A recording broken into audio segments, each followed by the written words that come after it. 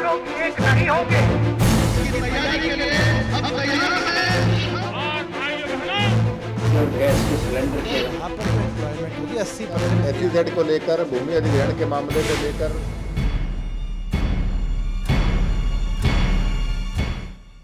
Day and night के खास कार्यक्रम खुली बहस में आपका स्वागत है। इस वक्त हम अंबाला लोकसभा सीट के पंचकुला क्षेत्र में हैं, जहां पर हमारे साथ तीनों पार्टियों जो प्रमुख पार्टियां हैं हरियाणा की, भाजपा, कांग्रेस और इनेलो के सदस्य हैं। इस वक्त रंजीता मेहता जी हैं जो हरियाणा में कांग्रेस की एक सीनियर लीडर हैं, हरियाणा महिला कांग्रेस की। मनोज अग्रवाल जी हैं हमारे साथ, शहरी अध्यक्ष हैं इनेलो के, और साथ ही रेखा शर्मा हैं जो कम्युनिकेशन सेल की इंचार्ज हैं हरियाणा की। रंजीता मेहता जी, सबसे पहले मैं आपसे पूछना चाहूँगा कि तीसरी बार आप लोगों से वोट मांगने जा रहे हो, आखिर लोग आपको वोट दें तो क्यों दें इस बार?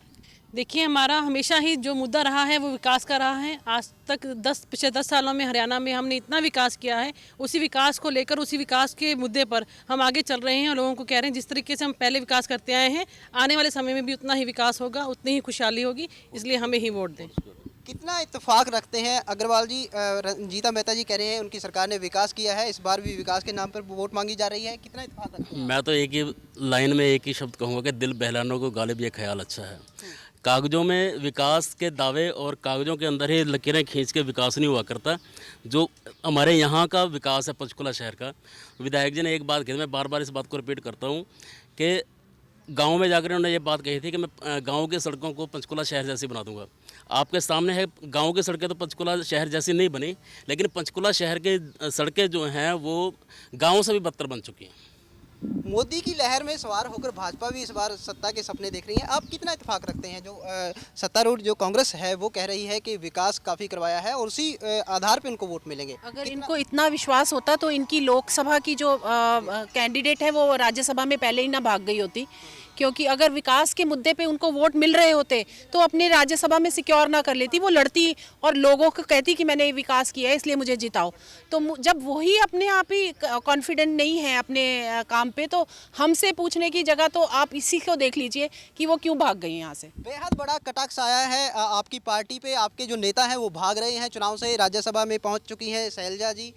अंबाला लोकसभा सीट पे कोई लड़ने को तैयार नहीं था, आखिरी लम्हों में जाके फैसला होता है। आप बताइए, क्या इन्हीं दावों के साथ आप जनता के बीच में जा रहे हैं, आपको लगता है? देखिए, जो भाजपा अपने दावे कर रही हैं कि शैलजा जी यहाँ से भाग गई हैं, मैं उसको सराम नकारती हूँ, क्योंकि शैलजा जी भागी नहीं है, उनका ओहदा बढ़ाया गया है, उनको राज्यसभा में भेजा गया है और उससे भी बेटर कैंडिडेट वाल्मीकि जी को यहाँ से उतारा गया है। ये बात करते हैं अपनी कटारिया जी की, जिनको यहाँ से खड़ा किया गया है, वो 2 बार मुक्की खा चुके हैं, 2 बार हार चुके हैं, कि क्या मुद्दे आगे लेके जाएंगे, क्या वो जीतेंगे? 2 बार जिनको हार मिल चुकी है, लोग उनको नापसंद कर चुके हैं, फिर से इनके पास कैंडिडेट ही नहीं है उतारने के लिए। हमारे पास इतने लीडर्स हैं जी, हमारे लीडरों की कमी नहीं है, इनके पास एक ही लीडर है जिसको बार बार ये मैदान में उतारते हैं और बार बार वो मुक्की खाते हैं। कटारिया जी 2 बार मुक्की खा चुके हैं, क्या ये आधार बन सकता है कांग्रेस की जीत का इस बार?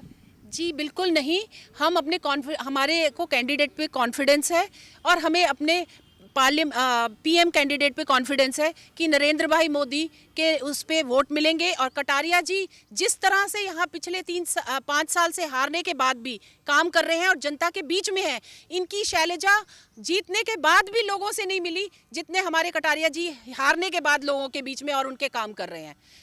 आप क्या कर रहे हैं सर? दोनों पार्टियां दावे कर रही हैं, लेकिन इनेलो क्या कर रही है बीच में? देखिए, राजकुमार वाल्मीकि जी के बारे में रंजीता जी ने कहा है कि उनसे शैलजा से एक बेटर कैंडिडेट लेके आए हैं। ये शायद ये भूल गए हैं कि अभी कुछ दिन पहले नगर परिषद निगम के चुनाव हुए थे और नगर निगम के चुनाव में अपना राजकुमार वाल्मीकि जी की पत्नी ने चुनाव लड़ा था और वो कितने भारी मतों से हारी हैं, आप अच्छी तरह जानते हैं इस बात को। मैं इस पर कोई और कटाक्ष नहीं करना चाहता। आप कितने मजबूत हैं, आप ये बताइए, इनेलो कितनी मजबूत? हमारी पार्टी पूरे प्रदेश के अंदर, केवल पंचकुला की बात नहीं हम कर रहे, पूरे प्रदेश के अंदर जन जन तक पहुँची है। पिछले 1 साल में हर घर तक, हर गांव तक, हर गली तक हमारी पार्टी के कार्यकर्ता पहुंचे। और आज भी पंचकुला के अंदर अगर अंबाला कॉन्स्टिट्यूंसी की बात करें तो हमारे कार्यकर्ता सर्वाधिक बार लोगों के बीच में जा चुके हैं और उनके पास संपर्क में है और हमारे से ज़्यादा प्रचार प्रसार किसी पार्टी का नहीं। मजबूत है आपकी पार्टी? बिल्कुल पार्टी। तो आपको जरूरत क्यों पड़ती है बार बार भाजपा के साथ हाथ मिलाने की कोशिश करते हैं? कभी बादल साहब को लेके आते हैं, कभी रामदेव साहब बीच में आ जाते हैं। आप मजबूत हैं तो क्यों, जरूरत क्यों है? हमारी पार्टी की लीडरशिप ने एक बात की है कि जो भी पार्टी चाहे वो बीजेपी है या कोई थर्ड फ्रंट अगर बनता है, जो कांग्रेस को देश और प्रदेश से भगाने में सक्षम है, हमारी पार्टी कांग्रेस विरोधी हर पार्टी का समर्थन करेगी, चाहे वो केंद्र में है चाहे कहीं और है। पंचकुला में आपकी पार्टी ने ऐसा क्या किया है जो आप इस बार भी आपको लगता है कि जनता आपको सपोर्ट करेगी?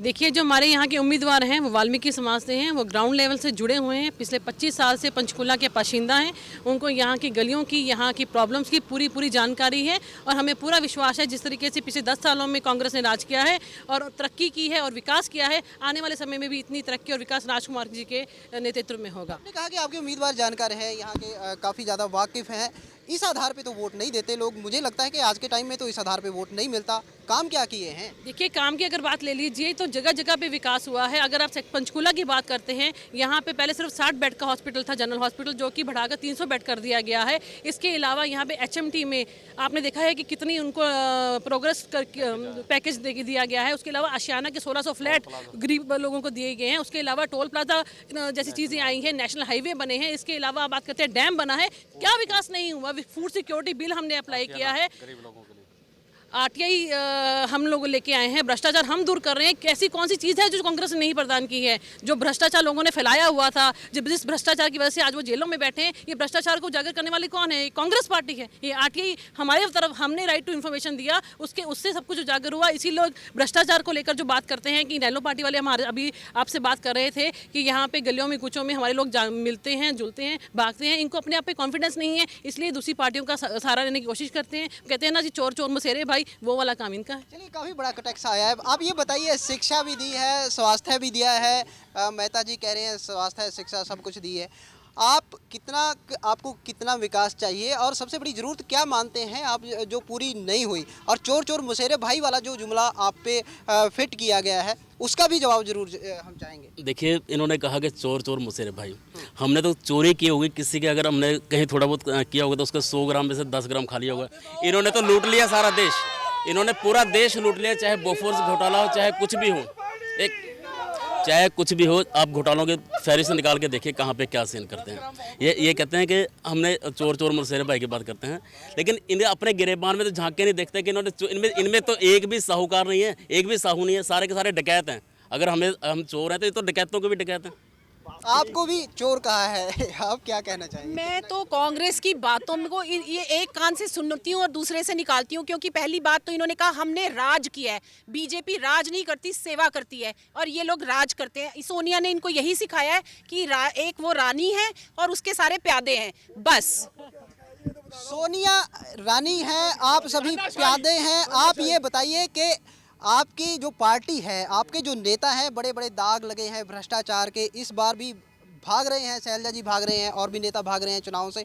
कार्यकर्ता, यदि बात करूं मैं, कार्यकर्ता कितनी जोश के साथ जनता में जा रहे हैं? क्या वो जोश बरकरार है? जो बात तो जी, हमारी शैलजा जी भागी नहीं है। शैलजा जी को सम्मान से नवाजा गया और उनको राज्यसभा में भेजा गया। आप जब जनता में जाते हैं तो जनता आपसे कुछ सवाल पूछती है? जनता हमारे से कोई सवाल नहीं पड़ती।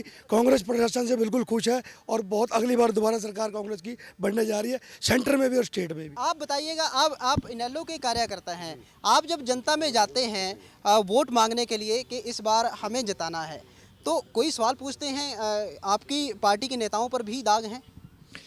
हमारी पार्टी के नेताओं पे जो दाग लगाया गया है वो सुप्रीम कोर्ट ने भी CBI को तोता करार दिया है और कठपुतली है।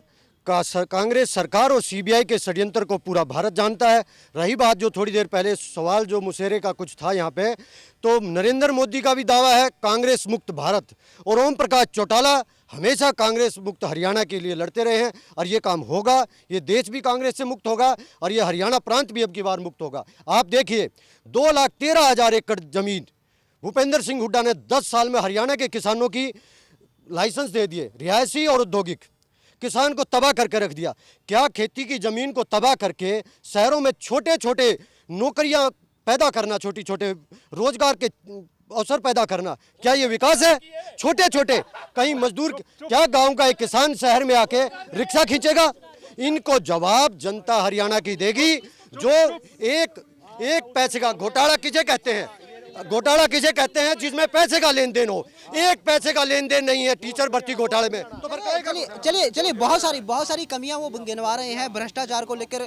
क्या ये कमियां वास्तव में रही हैं आपकी सरकार की? देखिए जो ये बड़े बड़े वादे करते हैं, मैं पहले बात करती हूँ इनके भ्रष्टाचार की। भ्रष्टाचार कहते प्रत्यक्ष को प्रमाण की जरूरत नहीं होती। अगर इतनी ही क्लीन चिट मिली होती, इतना ही हाई कोर्ट ने इनको क्लीन चिट तोता दिखाया होता, तो तोता जी आज बाहर बैठा होता, आज अंदर ना बैठा होता। नंबर 2, अगर मैं बात करती हूँ बीजेपी की, यहाँ की जो इनके अपने बुजुर्ग हैं वो रोते हुए टीवी पे नजर आ रहे हैं। आज मोदी मोदी मोदी की बात की जा रही है। आज मोदी भगवान से भी ऊपर हो गया, उसकी तानाशाही इतनी हो गई है कि वो बीजेपी से ऊपर हो गया। बीजेपी को नीचे करके, अडवाणी जी को नीचे करके, सुषमा स्वराज को नीचे करके और जसवंत सिंह को रुला के आज वो अपनी तानाशाही की बात करते हैं कि मोदी मोदी मोदी मोदी मोदी। क्या है मोदी? पब्लिक के बीच में हो रहा है, पब्लिक के बीच में। चलिए मोदी कुछ नहीं है। जवाब इनसे आपसे ले लेते हैं, आप यहाँ पे जवाब दीजिएगा जी। आपसे भी गुजारिश मेरी ये है कि लड़ने की बजाय जनता सारी देख रही है कि कौन लड़ रहा है, कौन तहस में है, किसके पास जो आंकड़े हैं, किसके पास तथ्य है। आपसे मेरी गुजारिश है सभी से कि प्लीज़ थोड़ा कंट्रोल रखिए अपनी भावनाओं पे, क्योंकि जनता देखती है कि कौन तथ्य पेश कर रहा है और कौन आवेश में आकर इस तरह के जो बहस है उसको लड़ाई में कन्वर्ट कर रहा है। आप बताइए मैम, आपके जो नरेंद्र मोदी जी हैं उन पे काफ़ी बड़ा प्रहार किया है। देखिए हमारी लोकतांत्रिक पार्टी है और हर मेंबर को कुछ भी कहने का अधिकार है, पार्टी के अंदर पार्टी के बाहर। इनकी तरह नहीं कि एक पार्टी में जिसने टो कर दी लाइन, वो सोनिया ने जो कह दिया वो करना ही करना है। हमारे यहाँ सबका एक व्यू है और उस व्यू को कहने की पूरी आज़ादी है। कोई मोदी ने नहीं कहा कि इसको टिकट नहीं देनी, मोदी नहीं टिकट रोक रहे किसी की। ये पार्टी के डिसीजन है, पार्टी के अंदर के डिसीजन है। ये मेरे ख्याल से बाहर की पार्टियों को कोई है ही नहीं कि वो इस पे कोई टिप्पणी करें। ये हमारी पार्टी का। इनेलो का भी मैं जवाब लेना चाहूँगा। इनेलो ने कहा है कि कांग्रेस की एक चाल है, चौटाला साहब अंदर हैं, कांग्रेस की और सीबीआई की एक चाल है, एक साजिश है उनके खिलाफ। देखिए ये अंडर ये कोर्ट का मैटर है, इस पे मैं टिप्पणी नहीं देना चाहूँगी क्योंकि ये कोर्ट अभी जुडिशियली में के पास है ये मैटर, इसलिए मैं बोलना नहीं चाहूँगी इस मैटर। चलिए, इनेलो के प्रति इतना सॉफ्ट कॉर्नर क्यों है? नहीं, मैंने ये नहीं कहा कि इनकी तरफ से है या उनकी तरफ से। अभी तक जो भी आरोप लगे हैं, इनेलो ने कांग्रेस पे लगाए हैं, आपने कांग्रेस पे लगाए हैं। इनेलो हमारी लड़ाई कांग्रेस से है, भाजपा से लड़ाई हमारी भाजपा हम ही है। भाजपा की इनेलो से लड़ाई नहीं। मुझे लगता है कि हमारी सेकंड जिससे लड़ाई है वो कांग्रेस है। इनेलो कमजोर है? नहीं, मैं ये नहीं कह रही। अब आप उसको मोड़ते तोड़ते रहिए जैसे भी। हमारी लड़ाई मैंने तोड़ा नहीं। भारत को कांग्रेस मुक्त करना है, हमारी लड़ाई कांग्रेस से है। हमारी मेन मुकाबला किससे है? कांग्रेस से, इनेलो से नहीं है। मैं ये नहीं कह रही, आप क्यों घुमा फिरा के हमसे ये कह रहे हैं? हमारी मुकाबला कांग्रेस मुक्त है। कांग्रेस ने ही भ्रष्टाचार फैलाया हुआ है इस देश। कांग्रेस जाए चाहे इनेलो आ जाए, कोई चक्कर नहीं। बीजेपी आएगी, 100% आएगी। लड़ाई तो हुई ना बीजेपी। सर, लड़ाई है आपके साथ, क्या कहेंगे? देखिए, हमारे लीडरशिप का एक ही नारा है कि देश को और प्रदेश को कांग्रेस ये जैसे दुष्टों से दूर मुक्त करना है। उसके लिए हमारे लीडरशिप ने पहले भी बार बार कहा है कि अगर हमारा बीजेपी से समझौता होता या नहीं होता, लेकिन हमारा समर्थन जो है, जितने भी हमारे सांसद जीत के जाएंगे वो मोदी जी को समर्थन करेंगे, केवल और केवल इस मुद्दे पे कि कांग्रेस से मुक्त भारत को करना है। हमारे बात बनी नहीं बनी, दिलों में नरमी है। आप बताइए, आप भाजपा के कार्यकर्ता हैं, जब आप जाते हैं लोगों के बीच तो लोगों की प्रतिक्रियाएं जो हैं वो किस तरह की आती हैं? सर, हर जगह पे मोदी जी की लहर है। कि आपने प्रदेश में कभी कुछ किया? हाँ सर, बिल्कुल किया है हमने। महिलाओं की अब मैं बहुत ज़्यादा बड़ी तो नहीं बोल सकती, लेकिन छोटी छोटी चीज़ों के में हमने उनकी सहायता की है। हमने उनकी प्रॉब्लम्स को सॉल्व करने की कोशिश की है। ये लोग बहुत ज़्यादा एडामेंट हो चुके हैं कि इस बार हमने कांग्रेस का सुपड़ा साफ करना ही करना है, इसलिए अब कोई भी डूबते जहाज पे सवार होना नहीं चाह रहा है। डूबता जहाज है रंजीता जी आपकी पार्टी, क्या कहना चाहेंगे? देखिए, या तो इनकी आंखें खराब हैं या इनको आई टेस्टिंग की ज़रूरत है। देखिए, जो मोदी जी हैं, अब उनको चुप कराइए ना, मेरा जवाब सुने। जो अब ये मोदी सरकार की बात करते हैं, भाजपा मोदी से ऊपर हो चुके हैं, ठीक है जी। और बीजेपी के नाम पर मैं कहती हूँ हाथों की कठपुतली बन चुकी है मोदी जी के। भारतीय जोकर पार्टी बनती नजर आ रही है, ठीक है। वो ये बात करते हैं लोकतंत्र की, ये बात करते हैं डेमोक्रेसी की, ये खुद ही संविधान का वो बुरा हाल कर रहे हैं। जो ये एक सांसद है वो कहते हैं कि हमारे चुने हुए नुमाइंदे डिसाइड करेंगे कि कौन हमारा प्राइम मिनिस्टर बनेगा। इन्होंने पहले ही डिक्लेयर कर दिया डिक्टेटर की तरह कि मोदी हमारा प्राइम मिनिस्टर है। क्या उनको लोगों ने चुन लिया? अगर मोदी जी को इतना ही ज़्यादा प्राइम मिनिस्टर बनेगा था तो सबसे पहले वो गुजरात के चीफ मिनिस्टर के पद से रिजाइन करते, उसके बाद आते। लेकिन उन्होंने क्या किया, उन्होंने सत्ता की इतनी भूख थी इनको कि उन्होंने सीट पे बैठ के आपने कहा कि मैं गुजरात का सीएम भी बना रहा हूँ और मेरे को देश का प्राइम मिनिस्टर के पद पे भी दिखा दो। हमारे संविधान में बाबा भीमराव अम्बेडकर जी ने बोला था कि जितने लोग चुने हुए नुमाइंदे होंगे वो नुमाइंदे मिलके प्राइम मिनिस्टर को चुनेंगे। इन्होंने हमारे संविधान का मजाक उड़ाया। पहले से इन्होंने कैंडिडेट को डिक्लेयर किया जो नकारता रहा है देश के विधान को, फूकने की चीज मानता है संविधान को, उसके सर पे थरकेताज हो रही है आरती, रो रहा है देश प्रेम, रो रही है भारती, जो हमारी रोती मातृभूमि को सुकून दे और देशद्रोहियों को गोलियों से भून दे। ऐसे सरफरोश का हमें प्रकाश चाहिए। आज फिर दोबारा से राहुल और सोनिया चाहिए। और कांग्रेस ने जो मोदी के नाम पर भाजपा पर कटाक्ष किया है उसका जवाब हम फिलहाल भाजपा से लेना चाहेंगे। आप बताइए, फिर मोदी पे कटाक्ष हुआ है कि सिर्फ मोदी हैं? हमारे पास स्ट्रांग लीडर है, इनके राहुल को जीतने पे ही विश्वास था, उसे अपनी सीट ही नहीं जीत सकता, उसके पास कोई भी उसके पास कोई भी एक्सपीरियंस नहीं है। हमारे मोदी जी ने 13 साल गुजरात को कहां से कहां लाके खड़ा कर दिया, उनके पास एक्सपीरियंस है, उन्होंने काम की करके दिखाया है। उसके पास क्या है, वो एक बच्चा सा है, अभी मेरे ख्याल पोगो से ही बाहर नहीं आया वो, तो वो आगे देश क्या संभालेगा? राहुल पोगो से बाहर नहीं आए। आप बताइए, राहुल बच्चे हैं? अरे वो नौ सिखिया की बात मैं करके आपके चैनल का टाइम खराब नहीं करना चाहता। मैं दिल्ली में बैठे कांग्रेस के उन चोरों से पूछना चाहता हूं कि हमारे देश की सीमाओं पे हमारे जवानों के सर काट के उनको फुटबॉल बना के खेला जाता है पाकिस्तान में। क्या विदेश नीति है इन कांग्रेसियों की? देश का बेड़ा गर्क कर दिया है किसी देश पड़ोसी देश से हमारे कहीं अच्छे संबंध? एक मुद्दे पर सहमत है मोदी से, उन्होंने कहा कांग्रेस मुक्त भारत। ओम प्रकाश चौटाला और अभय सिंह चौटाला ने आज के दिन ये घोषणा कर रखी है बार बार, कभी इन्होंने कांग्रेस का समर्थन नहीं किया आज तक जब से ये पार्टी बनी है। और जननायक ताऊ लाल की नीतियों पर चल के इंडियन नेशनल लोकदल पार्टी ने और आज चौधरी अभय सिंह चौटाला ने हरियाणा को कांग्रेस मुक्त करने का आह्वान किया है। और आने वाली 10 तारीख को हरियाणा की जनता ये काम करके दिखाएगी और जनता की अदालत में ये फैसला होगा। और ये जो सीबीआई और कांग्रेस का जो कुचक्कर है और ये झूठा जो ये आरोप लगा के उनके सांसद बेटे चौधरी अजय सिंह चौटाला को जिन्होंने झूठे आरोपों में जेल में डाला है, इसका जवाब हरियाणा की जनता देगी और ये 16 तारीख को इनका ढोल पिट जाएगा। आप बताइए, राहुल गांधी के बारे में वो कह रहे हैं वो बच्चा है, मोदी जी के बारे में इधर से बड़े कटाक्ष आते हैं तीखे कि मोदी जी सिर्फ मोदी जी हैं और कोई नहीं है भाजपा। आप बताइए, मोदी जी और राहुल जी, क्या इन दोनों के बीच इनेलो को अपना कहीं वजूद लगता है, इनेलो जीत पाएगी? दोनों के बारे में क्या? कम से कम बीजेपी में मैं ये मानता हूँ कि लोकतंत्र तो है, कांग्रेस का की तरह तो नहीं है। पिछले 60 साल से एक ही परिवार एक ही वंशवाद के नीतियों पे चल रही हैं। अगर सोनिया जी ऊपर से छड़ी हिलाती हैं तो सब नीचे से नाचने लग जाते हैं, अगर वो छड़ी दिखाना बंद कर देते तो चुप होकर बैठ जाते हैं। कम से कम भारतीय जनता पार्टी के अंदर किसी वंशवाद की बेल तो नहीं है, कांग्रेस के अंदर तो सिर्फ और सिर्फ वंशवाद है और कुछ भी नहीं है। सर, इनेलो की मैं बात पूछ रहा हूँ कि इनेलो किस नज़र से देखती है मोदी जी को और राहुल जी को? दोनों तरफ से देखिए, राहुल जी को मैं एक बात समझता हूँ कि उनके अंदर कोई भी मेच्योरिटी नहीं है, उनके नहीं, राहुल के अंदर कोई मेच्योरिटी नहीं है। और मोदी जी तो एक परिपक्व इंसान है और वो कांग्रेस मुक्त भारत को कर सकते हैं। चलिए, आप ये बताइए कि आपको कहाँ कमी लगती है कि क्या, पंचकुला की मैं बात कर रहा हूँ, पंचकुला क्षेत्र में कहाँ कमी लगती है आपको? विकास में क्या होना चाहिए था, क्या नहीं हुआ? सर, पंचकुला में तो मैं तो ये चाहती हूँ कि जैसे यहाँ पर हेल्थ के पॉइंट ऑफ व्यू से बहुत चीज़ें होनी चाहिए, और प्लस हाँ जी, और एजुकेशन, यहाँ कॉलेजेस की थोड़ी कमी है, एक यूनिवर्सिटी यहाँ पर होनी चाहिए। पंचकुला में महिलाएं बिल्कुल भी अपने आप को सुरक्षित नहीं मानती हैं, और उससे भी ज़्यादा मैं लड़कियों के बारे में बात करूँगी, क्योंकि यहाँ पे हर जगह पे बच्चे मतलब बाहर ट्यूशन्स के लिए भी निकलते हैं, एजुकेशन हब है कई सेक्टर्स, तो वहाँ पे लड़कियों को बहुत ज़्यादा मतलब उनके साथ छेड़खानियाँ की जाती हैं।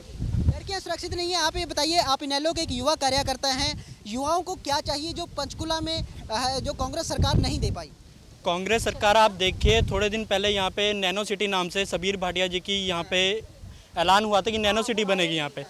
मुख्यमंत्री हुड्डा जी की नीतियों के कारण वो आज तक यहाँ पे नहीं आ पाई है और यहाँ पे सिर्फ और सिर्फ प्राइवेट कॉलेजेस को बढ़ावा दिया जा रहा है। जिनको युवाओं को चाहिए एक सरकारी यूनिवर्सिटी हो, यहाँ पे वो पढ़े लिखे, हर एक को पढ़ने के लिए यहाँ पे 60% से ऊपर बच्चों को चंडीगढ़ जाना पड़ता है। वो हम भी चाहते हैं कि यहाँ पे हमारे लिए भी कुछ पढ़ने के लिए यहाँ पे हो। आप बताइए बुजुर्गों, आप भी इनेलो के एक कार्यकर्ता हैं, आपका भी अनुभव काफ़ी है इस क्षेत्र का। इस क्षेत्र में सबसे बड़ी जरूरत लोगों की क्या लगती है आपको? बच्चों जो पढ़ने जाते हैं, चंडीगढ़ जाते हैं, दूर जाते हैं, यहाँ यूनिवर्सिटी होनी चाहिए यहाँ पे। और यहाँ पे महिलाएं रोजगार में बिल्कुल नहीं है, महिलाएं सुरक्षित नहीं है यहाँ पे। महिलाएं अपने लड़कियों को बाहर को पढ़ने नहीं भेजने देता। इस बात का जवाब मैं आपसे लेना चाहूँगा। रंजीता जी, आपसे नहीं, मैं कार्यकर्ताओं से आप ये बताइए कि ये जो इनेलो है, भाजपा है, ये कह रही है कि शिक्षा के नाम पे कुछ नहीं है। पंचकुला क्षेत्र की बात करें, शिक्षा की ज़रूरत है, रोजगार की ज़रूरत है, महिलाएं सुरक्षित नहीं है। आप भी समाज में रहते हैं, ज़रूरत महसूस होती है कहीं ना कहीं? ऐसा कुछ नहीं है। शिक्षा के तौर से गर्ल्स कॉलेज है, बॉयज़ कॉलेज है, स्कूल्स हैं, अच्छे स्कूल्स खुले हुए हैं जहाँ तक लोगों को एडमिशन तक भी नहीं मिलती हैं। और कोई इंडस्ट्री ले लो, HMT का भी अपना शैलजा जी ने रिवाइवल किया है, पैकेज देके वहाँ की एम्प्लॉयमेंट दी है और इंडस्ट्री लग रही है और लगी हुई है। स्टेशन के ऊपर एलिवेटर्स लगने जा रहे हैं। सिर्फ मोदी चल रहा है। अब ये पहले इन्होंने राम मंदिर के मुद्दे के ऊपर आके पावर में आए थे। अब डॉक्टर हर्षवर्धन कह रहे हैं कि मोदी का रथ भगवान भी नहीं रोक सकता, तो क्या मोदी भी भगवान से ऊपर हो गए? अब भगवान भी पीछे छोड़ दिया। आपने जीरकपुर की बात की, आपने जीरकपुर की बात की। इस एरिया को देख के वो एरिया भी डेवलप हुआ, मतलब लोगों के लिए प्रोग्रेस दे रहे हैं। वहाँ पे भाजपा की सरकार है, अकाली भाजपा। तो मैं ये कह रहा हूँ, उन्होंने पंचकुला को देख के ही वो इधर को आए, भाजपा की सरकार। आपसे कुछ सीख रहे हैं सर? आप बताइए, मेरी बात बताइए।